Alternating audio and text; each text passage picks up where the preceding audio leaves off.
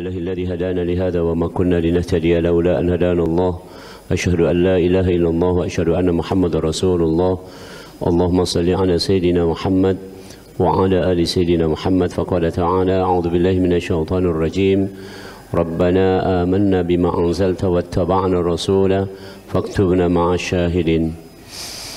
Wahai Allah Tuhan kami beriman kepada apa yang Engkau turunkan yaitu Al-Quran, dan kami mengikut Rasul-Mu.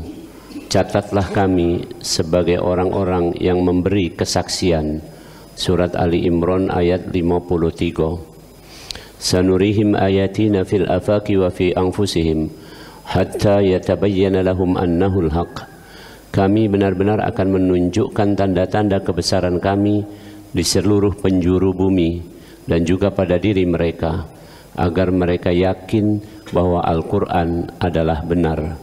Surat Fusilat surat nomor 41. Hadirin, ulama menyimpulkan kehadiran kita di dunia ini cuman untuk satu hal. Satu hal. Cuman pemahaman ini memang perlu mendalam nian dalam kehidupan kita ini.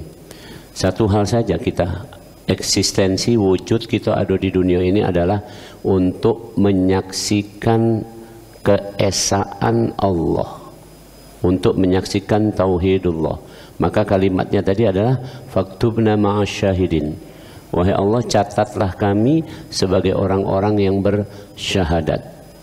Jadi kita galau-galau ini cuman untuk menyaksikan kebesaran Allah, ketauhidan Allah, tidak lebih dari itu.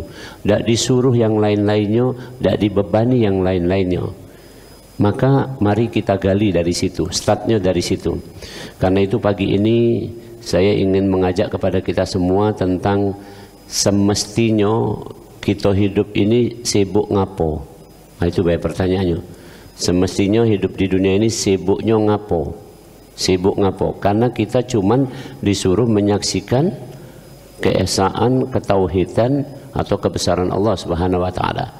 Maka sibuk yang pertama adalah fa'alam annahu la ilaha illallah. Sibuklah kita mempelajari tauhidullah. Sibuk itu. Jadi kita harus terus senantiasa memperdalam ilmu tauhid. Dengan ilmu itu kaki kita sampailah kepada keyakinan yang mantap nian. Qad tabayyana ar-rusydu minal ghayy. Faman yakfur bit-taghuti wa yu'min billah faqad istamsaka bil urwatil wuthqa la infisama laha. Kita akan memiliki bonding, ikatan yang demikian kuat, keyakinan yang demikian kuat, keyakinan yang menggetarkan jiwa. Innamal mu'minuna alladzina idza dzukirallahu wajilat qulubuhum. Keyakinan yang terus bertambah-tambah terus. Walladzi anzala sakinata fi qulubil mu'minin liyazdadu imana ma'a imanihim. Jadi itu sibuk pertama adalah sibuk memperbaharui, mempelajari, membaguskan tauhid. Itu sibuk pertama. Sibuk kedua, bagaimana kita disebutkan dalam doa, Allahumma a'inni ala dzikrika wa syukrika wa husni ibadatik. Husnul ibadah, memperbaiki ibadah. Jadi sibuklah kita yang kedua dalam hidup ini memperbaiki ibadah. Mulai dari ibadah mahdhah, ritual, sampai ibadah muamalah yang sifatnya general, umum. Jadi kita perbaiki mulai dari katakanlah wudu diperbaiki, sholat diperbaiki, itu semua adalah ibadah mahdhah, ritual, dibagusin ya. Mulai dari katakanlah bacaannya, gerakannya, pemahamannya, penghayatannya diperbaiki. Demikian pula ibadah muamalah, ibadah dalam interaksi secara umum dengan manusia seluruhnya ini, bekerja, berbisnis, berkebun, berkomunikasi, bertetangga, hidup bermasyarakat, hidup bernegara. Semua ini mesti dibaguskan. Itu sibuk kedua. Sibuk ketiga. Allah Subhanahu wa taala sudah memberikan arahan sangat jelas. Laqad kana lakum fi Rasulillahi uswatun hasanah liman kana yarjullaha wal yawmal akhir wa dzakarallaha katsira. Sungguh telah ada teladan yang terbaik pada diri Rasul bagi kalian yang benar-benar beriman kepada Allah dan hari akhir, dan mengharapkan pertemuannya dengan Allah, dan orang ini banyak berzikir kepada Allah.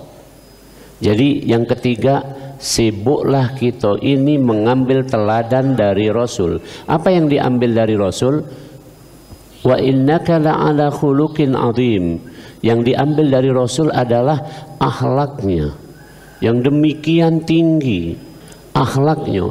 Jadi sibuk kita hidup di dunia ini membaguskan akhlak, entah sebutannya akhlak, adab, moral, etika, sopan santun, terserah. Tapi intinya baguskan galo-galo ini tentang akhlak ini tadi. Baguskan. Mari setiap hari kita mulai bicara yang santun atau lebih santun. Mari setiap hari kita menunjukkan wajah yang ceria atau lebih ceria. Mari setiap hari kita menunjukkan katakanlah hubungan sosial yang hangat, dak katik diselingi oleh dengki dan sebagainya. Itu semua adalah akhlak. Baguskan itu. Itu gawi kita yang ketiga. Sibuklah itu. Yang keempat. Rasulullah SAW bersabda bahwasanya mukmin yang kuat, mukmin yang kuat itu lebih disukai, lebih dicintai ketimbang mukmin yang lemah. Maka sibuklah yang keempat ini adalah bagaimana kita qawiyul jism, menyehatkan dan menguatkan badan. Badan ini, inilah sudah. Wa man nu'ammirhu nunakisu fil khalqi afala ya'qilun. Makin bertambah umur, badan ini makin menurun kekuatannya. Makin bertambah umur, badan ini makin banyak keterbatasannya. Langkah kakinya terbatas, pandangan matanya makin kabur, pendengarannya makin katakanlah menurun, refleksnya makin lambat. Itulah badan kita. Terasa sudah misalnya tertiup udara dingin sudah tidak tahan. Itulah badan kita. Maka bagaimana kita mampu, bagaimana kita sibuk menjaga kesehatan badan ini. Kesehatan badan dan kekuatannya. Kuawo, pacak masih tegak. Tadi kan cukup lama dibaca surat Sajadah sama surat Al-Insan tadi cukup lama. Ini bukti bahwa kita semua masih kuat untuk tegak selama 2 rakaat itu. Kan kira-kira seperti itu. Subhanallah. Jadi sibuklah kita mengurusi badan ini, memanage badan ini supaya tetap sehat dan kuat. Itu sibuk yang keempat. Sibuk yang kelima. Sibuk yang kelima adalah kita ini mesti, ini berat ini termasuk. Mujahadan li nafsih. Mujahadan li nafsih. Pelajaran-pelajaran yang lalu saya sudah menyampaikan bahwa manusia disebut al-insan. Al-insan macam tadi ayatnya, hal ata 'alal insani hinum minad dahri lam yakun syai'an madhkura. Manusia disebut insan karena dia punya 3 hal yang berinteraksi. Disebut insan karena punya 3 hal berinteraksi. 1, akal. Akal berpikir menghasilkan opsi. Pelan-pelan saya ulangi. Akal berpikir menghasilkan opsi, pilihan-pilihan. Kemudian yang kedua, hati memutuskan, mengambil salah satu dari pilihan-pilihan yang disodorkan oleh akal. Ulangi. Hati memutuskan atau menetapkan, mengambil salah satu opsi yang disodorkan oleh akal. Ketiga adalah hawa nafsu. Dalam bahasa Inggris fungsi dari hawa nafsu adalah passionate. Bahasa Arabnya ghirah, bahasa Indonesianya gairah. Maka dengan hawa nafsu kita bergairah untuk maju. Dulu orang menulis di batu, sekarang orang tetap menulis di batu. Ini batu ini.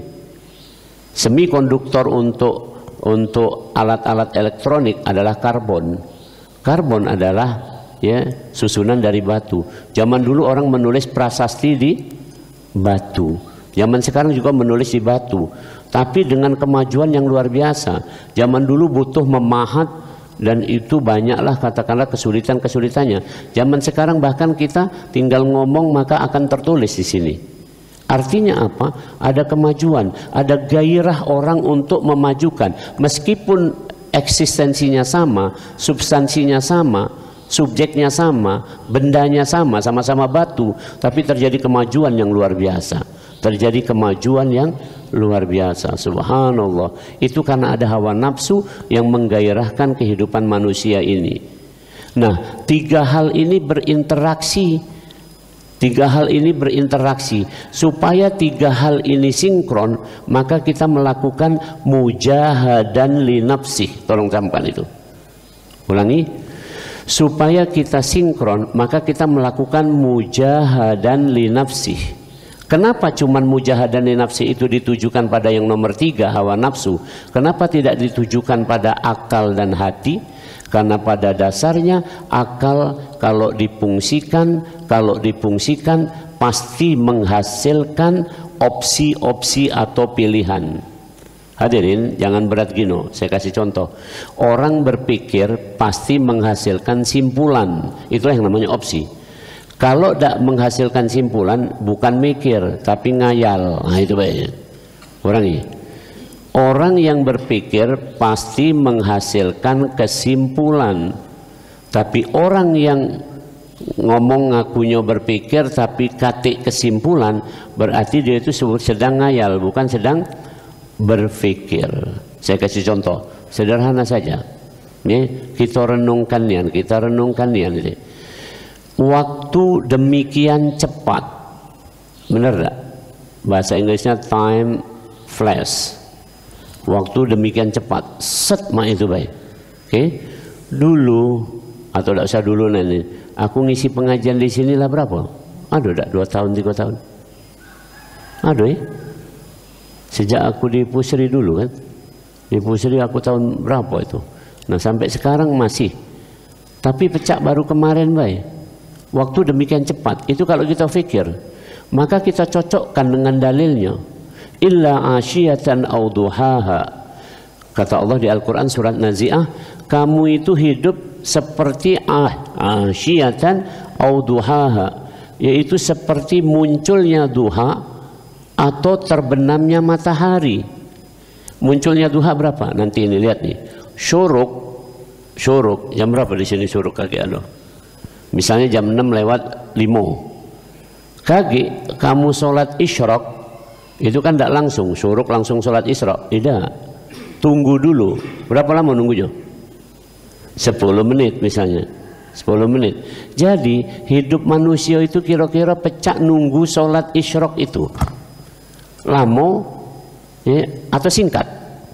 Singkat, Maka hidup yang singkat ini digunakan untuk mengharmonikan akal, hati, dan hawa nafsu. Itu namanya mujahadan linafsih. Mujahadan linafsih.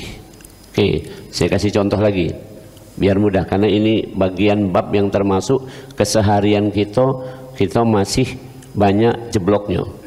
Ini misalnya ada seseorang mau mencalonkan diri, ini kan jelang pilkada jadi cocok contohnya pilkada. Ada orang mau mencalonkan diri, misalnya anggaplah wali kota. Kita tahu nih misalnya secara akal yang boleh mencalonkan wali kota ini katakanlah pokoknya dewasa, ini ijazah itu udah formal lah. Harus punya kursi atau suara berapa persen? 20%, itu satu. Tolong camkan itu secara akal. 20%. Misalnya, wong ini adalah bukan wong partai, berarti dia tidak punya kursi apapun, nol betul, 20%. Berarti dia harus dapat kursi 20%. Terus dia jingok hasil pemilu itu menunjukkan tidak ada partai yang dapat 20%, paling tinggi 10%. Misalnya begitu. Jadi karena itu dia harus merekrut 2 partai. Terus bukti ketiga, setiap partai kalau nak diminta untuk mendukung mesti ada caronyo. Dalam bahasa kerennya mahar. Ini saya dengar di Palembang ini maharnya berdasarkan jumlah anggota DPR-nya. Siko anggota DPR itu maharnya adalah sekitar 2 miliar. Karena kalau tidak 2 miliar kamu juga tidak jadi anggota DPR Kota Palembang. Kira-kira begitu. Jadi kalau dia harus 20%, ya 20%, berarti harus kira-kira 20% dari 50 itu berapa? 10 kursi kali 2 miliar berapa? 20 miliar. Itu baru beli partai. Itu akal. Itu baru beli partai. Habis itu untuk daftar di KPU, untuk kampanye, untuk kebutuhan logistik, butuh enggak? Ada duit lagi enggak nih? Maka dihitung total jenderal habisnya 100 miliar. Itu bukan omongan aku, tapi omongan Sekjen Kementerian Dalam Negeri. Kalau gubernur kamu jangan nanya lagi, lebih dahsyat lagi, 1 triliun. Itu akal. Sekarang orang ini mau mencalonkan diri, maka dia harus memilih opsi tadi. Siapa yang memilih opsi tadi? Hati. Yang memilih opsi adalah hati. Nah, dia harus buka dompet. Begitu buka dompet, ternyata cuman ada misalnya 2M. Tadi butuh berapa wali kota tadi? Untuk beli partai 20M. Jadi keputusannya dia maju apa tidak? Dia laju apa tidak? Ini interaksi ini. Nah, disinilah nanti hawa nafsu akan ikut campur. Kata hawa nafsu, laju bae cek. Kan ada sponsor. Ini. Perhatikan. Akhirnya hawa nafsu tidak peduli lagi. Nak halal haram hantam. Maka sponsor yang tersedia adalah money laundry. Sponsornya adalah pedagang narkoba dan judi online. Ini sini nanti saya sampaikan. Ini kisah nyata kan yang saya sampaikan. Maka ini jadi sponsor. Maka keputusan tadi cacat oleh karena hawa nafsu. Inilah pentingnya mujahadan linnafsi. Hasilnya orang yang seperti ini kalau memimpin, hasilnya mana kira-kira? Tidak lebih tidak kurang dia harus mengabdi kepada yang nyponsori. Paham enggak kira-kira? Itu hanya salah satu contoh. Dan ini lazim terjadi pada semua tingkatan.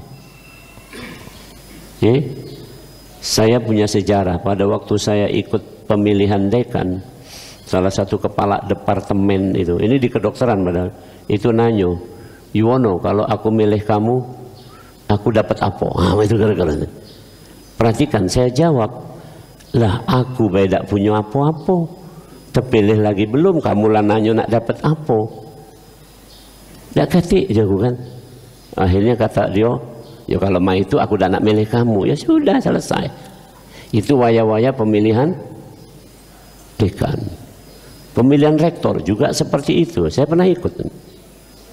Malam-malam apa itu di lobi lah. Orang pada melobi, termasuk melobi saya sebagai kandidat supaya mundur, supaya apa segala macam. Begitulah kira-kira hawa nafsu itu bermain. Ketika sudah dibutakan alhaqumut takatsur dunia ini, maka tampaknya dunia ini cak indah, padahal ini fata morgana. Al-malu wal banuna zinatul hayatid dunya wal baqiyatu salihatu khairun 'inda rabbika thawaba wa khairun amala. Di surat Kahfi yang kita baca tadi malam. Dunia ini, harta, anak-anak, dunia dan semua atributnya ini, hanyalah sekedar hiasan. Sekarang aku tanya, namanya hiasan itu dipakai terus apa tidak? Mohon maaf, ini cincin saya besi ini. Besi, jangan kamu kira ini permata, ini besi ini. Kalau permata tidak sah, orang lanang nak pakai. Ini besi, ini perhiasan. Kalau kakek aku wafat, dilepas tak ini? Dilepas, itulah perhiasan. Perhiasan pasti dilepas. Maka dunia ini semua atributnya adalah perhiasan. Waktu kita pergi haji, ya Allah, kita melepaskan semuanya, hanya pakaian ihram sambil mengatakan labbaik Allahumma hajjan. Kapan dijingok ke dalam, katik lagi pakaian dalam, bener gak? Polos gitu ini. Untung baik ketutup dua kain, kain bawah sama kain pucuk. Itulah kita. Jadi waktu orang pergi haji itu sudah miniatur meninggalkan atribut dunia. Itu mujahadan li nafsi. Jadi agak panjang dikit, ku bahas yang kelima, sibuklah mujahadan li nafsi. Oke. Ayo kita ulang dari pertama. Pertama, sibuklah membaguskan tauhid. Termasuk ilmunya, pemahamannya, pengamalannya. Yang kedua, sibuklah membaguskan apa tadi? Ibadah, entah mahdoh, entah muamalah. Yang ketiga, sibuklah membaguskan akhlak, sopan santun, adab, etika, moral. Sibuklah itu. Yang keempat, sibuklah kita ini galau-galau menyehatkan badan. Itu baik. Menyehatkan badan. Ya, kalau menyehatkan badan itu caranya dua sebenarnya, cuman sikok bersih, toharo. Kedua makan, udah itu baik. Jadi untuk ngurusi badan cuma dua ikut itu baik. Asal kamu toharo, kamu makan, sehat badan kamu, udah itu baik. Itu kuncinya cuma dua. Kalau kamu toharo tapi tidak makan, sakit kamu. Kamu makan tapi tidak toharo, kumel and dekil, sakit kamu. Cuma dua itu. Yang kelima adalah mujahadan li nafsi. Yang keenam, mutsaqaful fikr. Otak manusia itu berjalan cepat nih, ya. Dalam suatu riset, otak manusia itu berjalan kira-kira perjalanannya itu, mikirnya itu 147 km per detik. 147 km per detik. Jadi kamu nyingok aku, denger aku sambil kantuk-kantuk ini, sebenarnya pikiran kamu lah di Jakarta sana. Sini Jakarta 500 km. Jadi kira-kira dalam 3 detik otak kamu sudah ada di Pondok Indah, sudah ada di mana Cawang, namanya ini dalam 3 detik. Ini. Jadi kalau ke Mekah berapa?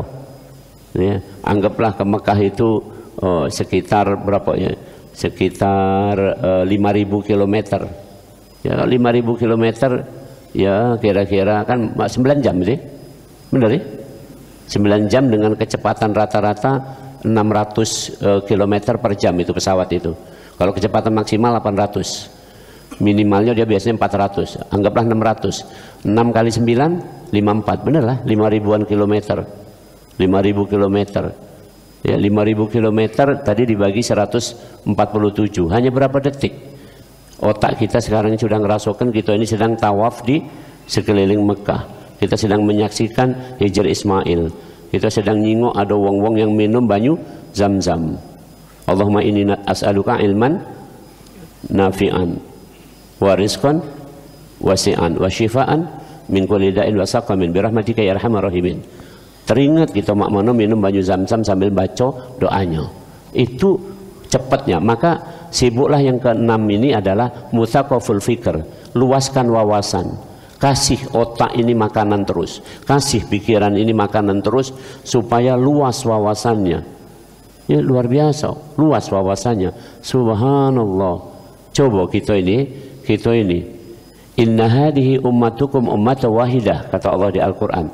Sesungguhnya umatmu ini adalah umat yang satu. Di ayat yang lain, wa ana rabbukum. Maka Tuhannya pun cuma satu, yaitu Allah. Maka kalau kita lihat buktikan itu, umat Islam itu sama di seluruh bumi. Saya kemarin lihat video azan di Bosnia, sama dengan azan di Palembang ini. Kira-kira itu. Hayya 'alas shalah, baca agak sahdu-sahdu mak itu. Nah, menyaksikan lagi azan di mana itu, sama. Jadi umat Islam ini sama. Ketemu orang Rusia, Islam, assalamualaikum, walaupun tulisannya itu yang apa, huruf mati galau, apa cecep gorbacep segala macam itu kan, ada itu tulisan itu. Dia ngomong sama aku pakai bahasa Tarsan ini ngomongnya, tapi kalau negurnya sama, assalamualaikum, waalaikumsalam. Terus ada bendera kan Indonesia. Dia ngomong Rusia. Nah, tapi habis itu nak ngomong apa tidak tahu lagi kami. Pokoknya itulah. Tapi sama, semuanya sama. Waktu sholat bacaannya sama juga. Itu wawasan, diluaskan wawasan. Jadi memang di seluruh bumi ini umat Islam ini satu gerakan, satu pemikiran, ya, satu bahasa. Keren banget ini. Subhanallah. Maka kata Allah di Al-Quran, wa kadzalika ja'alnakum ummatan wassata litakunu syuhada 'alan nas wa yakuna rasulu 'alaikum syahida. Demikianlah kami jadikan kamu adalah barometer, pedoman bagi kualitas umat manusia, karena kamu akan menjadi timbangan, barometer, ukuran kebaikan seluruh manusia, dan ukuran bagi kamu kebaikannya adalah Rasul. Jadi kita ini kebaikan kita diukur dari Rasul, kebaikan umat manusia diukur dari kita. Jadi kalau kita tidak menteladani Rasul, maka kita jeblok, maka umat manusia ini juga jeblok. Jadi centang perenang kacaunya keadaan dunia sekarang ini karena kacaunya kaum muslimin, karena mereka sudah mulai bergeser meninggalkan ajarannya. Kira-kira seperti itu. Masya Allah. Maka wawaskan luasan, itu yang nomor luaskan wawasan, itu yang nomor 6. Nomor 7, sibuklah kita ini harisun ala waktihi, menghemat waktu. Sibuklah kita ini hemat waktu, jangan boros waktu. Perhatikan, menghemat waktu. Ini contoh, jangan ada kata Rasulullah itu ragha. Kalau di Al-Quran fa'idha faragh tafangsab. Jangan ada waktu yang tidak kate agendanya. Jangan ada waktu yang tidak kate agendanya. Ulama mengatakan al-wajibat aktsara minal awqat. Al-wajibat aktsara minal awqat. Agenda itu pasti lebih banyak dari waktu yang tersedia. Waktu tersedia kita 24 jam. Agenda kita tidak bisa diselesaikan 24 jam. Apalagi 24 jam sudah dipotong lagi. Dipotong untuk tidur katakanlah 6 jam. Dipotong untuk ke kamar mandi, toilet, bersih-bersih lah berapa. Dipotong untuk ini segala macam. Jadi tinggal berapa kita nak menunaikan kewajiban sebagai manusia ini? Sedikit. Maka ulama mengatakan al-waqt, al-wajibat aktsara minal awqat. Yang namanya kewajiban atau katakanlah aktivitas kita ini lebih banyak ketimbang waktu yang tersedia. Maka nak hemat-hemat. Cara menghemat ini bukan berarti antum kita ngaji mulai dari tadi sebelumnya sholat subuh, bukan berarti ini buang-buang waktu. Inilah hemat waktu. Karena yang paling pokok itu membaguskan dulu Rabbi shrah li sadri. Mentalitas kita ini dibaguskan dulu, baru kamu wayasir li amri, baru kamu tangani semua urusan, entah berdagang, entah bekerja, entah berkebun. Itu baru seperti itu. Tapi kaidah pertamanya Rabbi shrah li sadri, harus punya sandaran jiwa yang kuat dulu.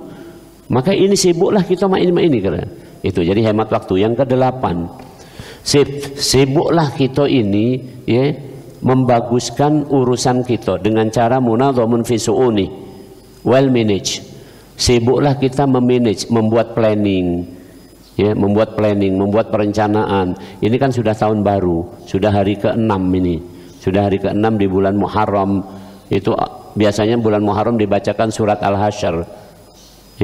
Ya ayyuhalladzina amanu taqullaha wal tanzur nafsum ma qaddamat lighad. Biasanya kalau peringatan tahun baru dibacakan itu. Wahai orang-orang yang beriman, hendaklah bertakwa dan hendaklah tiap diri menyiapkan apa yang akan dibawa esok hari. Kalau akan dibawa esok hari berarti disiapkan, berarti harus direncanakan. Maka kita membuat perencanaan yang matang, manajemen yang bagus, sumber dayanya dikerahkan untuk ke sana. Subhanallah. Hadirakumullah. Jadi kira-kira yang ke-8 adalah membaguskan urusan kita. Yang ke-9, hiduplah mulia dalam semboyan di masa Rasulullah, ish kariman aumut syahidan sa'idan. Hiduplah mulia, atau kalaupun harus mati, matilah syahid, dua-duanya dalam keadaan sa'idan, bahagia. Jadi artinya qadirun ala kasbi, maka mampulah kita di dunia ini mencari nafkah. Sibuklah mencari nafkah. Nak pensiun, nak apa, tetap baik kita harus bergerak untuk tetap mendapatkan nafkah, supaya kita jangan minta-minta. Itu kira-kira itu. Nah ini kata kuncinya yang kita baguskan. Yang ke-9 dan terakhir, Apa yang harus kita baguskan? Apa yang kita baguskan? Salah satu contoh dalam hadis dikatakan, "Man kana yu'minu billahi wal yaumil akhir falyakul khairan aw liyasmut." Baguskan kemanfaatan. Jadi kalau kita ndak pacak ngomong yang bagus supaya bermanfaat, diem. Kalau ndak pacak berbuat baik, paling tidak senang sama orang yang berbuat baik, itu baru bermanfaat.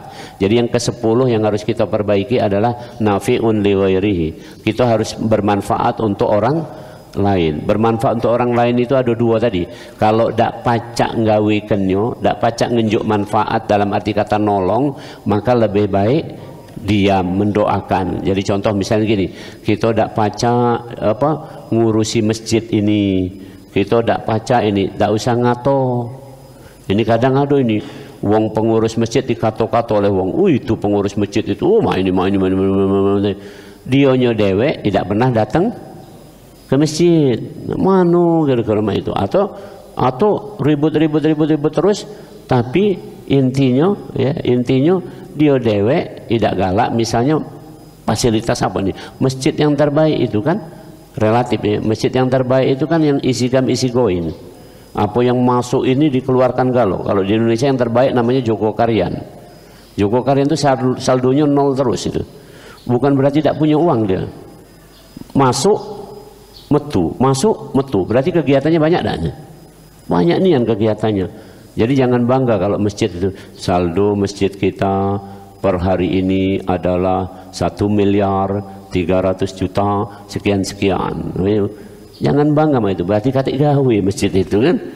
Cuman ngumpul-ngumpul baik. Tapi kalau saldo masjid kita per hari ini adalah 0 rupiah, kemarin masuk 100 juta, kita pakai untuk ini, keren. Kenapa? Karena di Al-Quran disebut wa mimma razaqnahum yunfikun. Yang bermanfaat itu yang setelah dikeluarkan. Maka hidup ini bermanfaat kalau kita sudah ada kemanfaatan untuk orang lain, minimal itu. Demikian kita sudah belajar tentang 10 kesibukan yang harus kita lakukan. Kalau bahasa Plembangnya BG, banyak gawe. Nah, banyak gawe ini 10 ikut inilah.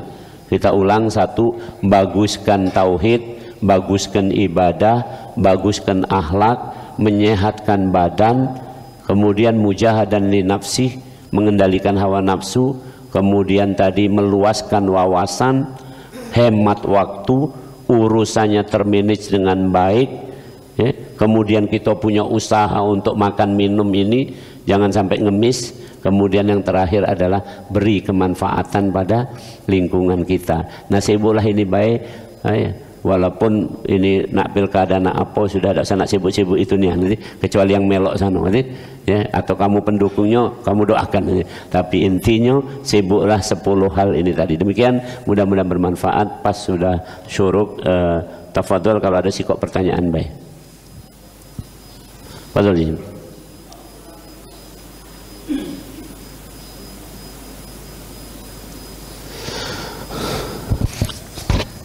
Assalamualaikum warahmatullahi wabarakatuh. Waalaikumsalam warahmatullahi wabarakatuh. Super sekali kajiannya Pak Prof.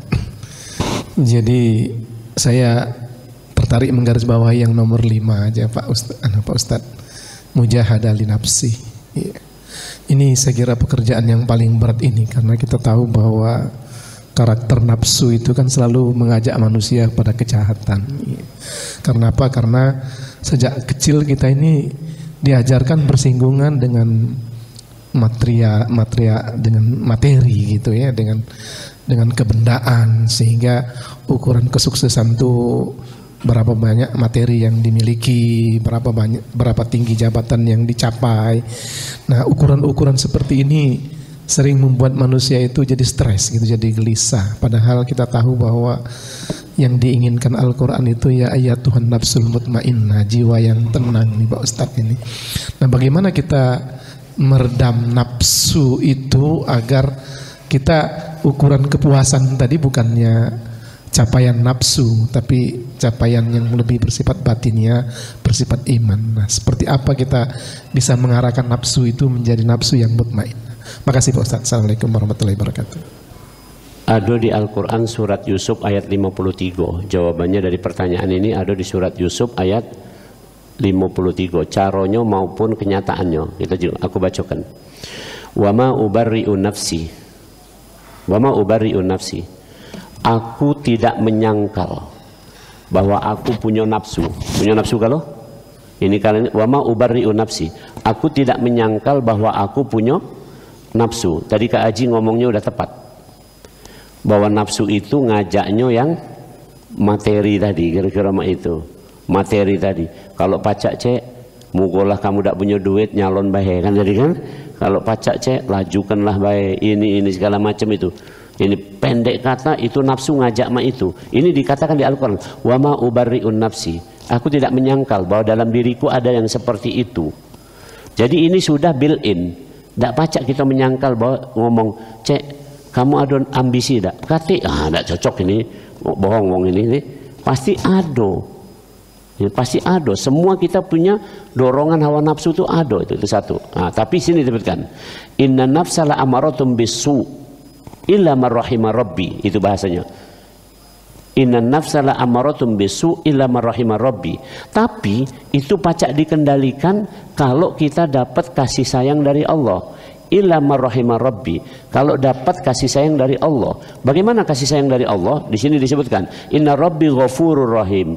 Sesungguhnya Allah itu pemaaf, pengampun, lagi penyayang. Jadi yang harus dilakukan adalah balikkan diri kita kepada Allah, minta petunjuk dan mohon ampun. Itu kalimatnya. Minta petunjuk dan mohon ampun. Ulangi. Maka setiap kita mau memutuskan sesuatu, bahkan kita dianjurkan untuk sholat namanya istikharah, supaya hawa nafsu lepas ini tadi dari keputusan kita tadi. Ya, ulangi. Jadi yang harus dilakukan adalah ya, ingat Allah, kembali kepada Allah, kemudian mohon ampun kepada Allah tadi, minta petunjuk. Nah, kalau seperti cuman itu yang pacak dilakukan. Kalau selebihnya tidak pacak, tidak kuawo. Karena ini tadi, wa ma ubari'u nafsi, sudah di built in, sudah disetting oleh Allah, memang ma itu manusia. Sudah disetting ma itu. Jangankan ini, coba baca surat Maidah, ini penutupnya di surat Maidah, kisah tentang Qabil dan Habil. Qabil dan Habil. Qabil dan Habil ini dua bersaudara, kakak adik. Qabil itu lahir punya kembaran betino, Habil lahir juga punya kembaran betino. Maka Nabi Adam, karena waktu itu belum ada lagi pihak besan dari daerah Lorok Pakjo, belum ada segala macam, maka yang kembar ini tadi disilangkan. Ya. Jadi Habil nikah sama adiknya atau sama kembarannya Qabil. Qabil nikah sama kembarannya Habil.